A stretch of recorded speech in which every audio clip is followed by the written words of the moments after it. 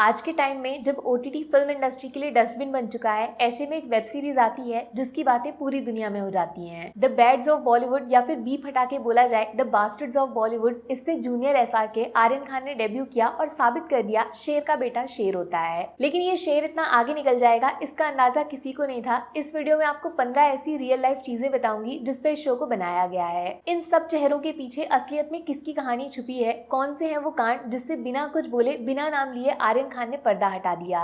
तो बॉस भयंकर spoiler alert है। इस वीडियो को समझना है तो पहले शो देख कर आइए, और शो नहीं देखा डायरेक्ट ये वीडियो देखोगे तो शो में देखने लायक कुछ बचेगा ही नहीं। सबसे पहले बॉस मैं हैरान हूँ ये देखकर लोग इमरान हाशमी को लेकर इतना ज्यादा चकित महसूस क्यों कर रहे हैं, जैसे पहली बार उनको इस आदमी की शक्तियों के बारे में पता चला है। दोस्त ये वो इंसान है जिसका चेहरा अगर टीवी स्क्रीन पे गलती से दिख जाता था तो मम्मी लोग चैनल बदल देते थे, और अगर वो आशिक बनाया आपने है तो डायरेक्ट टीवी बंद। इस शो में ही नहीं शायद पिछले 5-10 सालों में बॉलीवुड का बेस्ट कैमियो है इमरान हाशमी की एंट्री। और आर्यन ने चालाकी से ऑन स्क्रीन उनकी इमेज को यूज किया दो नए एक्टर्स को रोमांस सिखाने के लिए। पूरा बॉलीवुड एक तरफ, इमरान हाशमी दूसरी तरफ। ये लाइन एकदम सटीक है क्योंकि उस टाइम जब हर एक्टर महान बनने की कोशिश कर रहा था, इमरान हाशमी ने खुद की अलग कैटेगरी बनाई। हर फिल्म में कुछ नया दिखाया, अलग बनाया। इमरान चाहते तो बाकी एक्टर्स की मूवीज कर सकते थे, लेकिन इमरान ने जो फिल्म की है वो बाकी एक्टर्स कभी नहीं कर पाएंगे। बोल्ड सिनेमा का ब्रांड एम्बेसडर आज भी यही चेहरा है और हमेशा रहेगा। काफी लोग कहो ना कहो गाने को पहली बार सुन रहे हैं। बॉस क्या हो यार तुम लोग, एक पूरा जमाना था इमरान हाशमी के सॉन्ग्स का।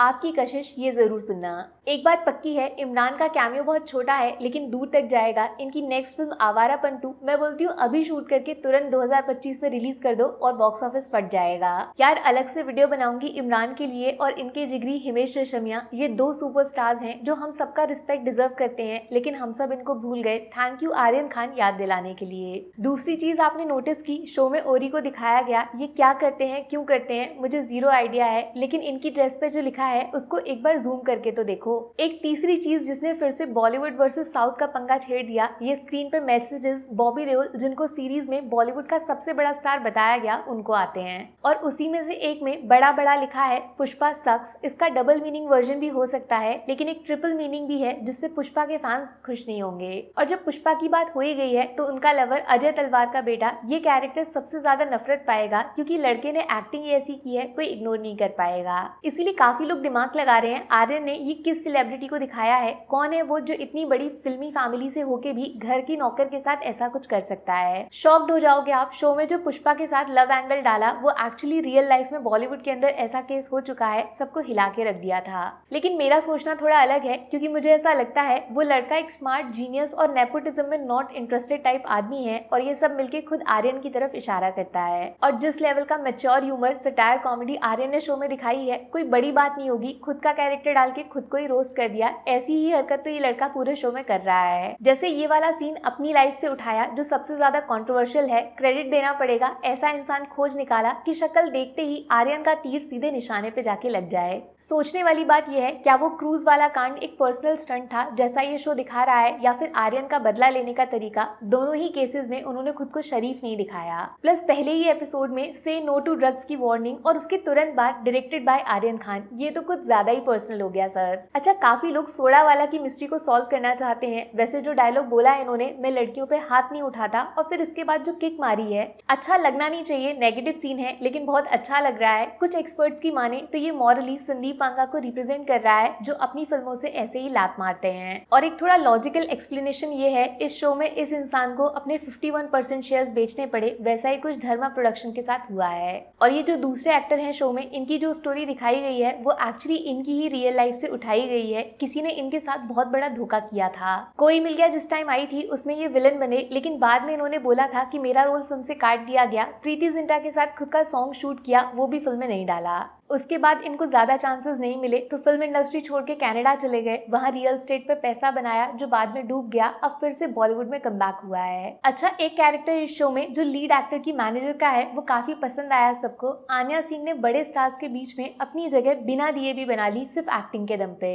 ये एक तरीके का साइलेंट ट्रिब्यूट है खुद रियल लाइफ में एसआरके की मैनेजर के लिए। वैसे दोनों का चेहरा भी काफी मिलता जुलता है और रियलिटी में भी ये ज्यादा शोर नहीं करती, लेकिन बादशाह की वजीर यही है। किस किस ने नोटिस किया, सारा अली खान शो में शुद्ध हिंदी के साथ इंटरव्यू दे रही थी, जो रियल लाइफ में उनकी मिडिल क्लास इमेज को मॉक करने का तरीका है।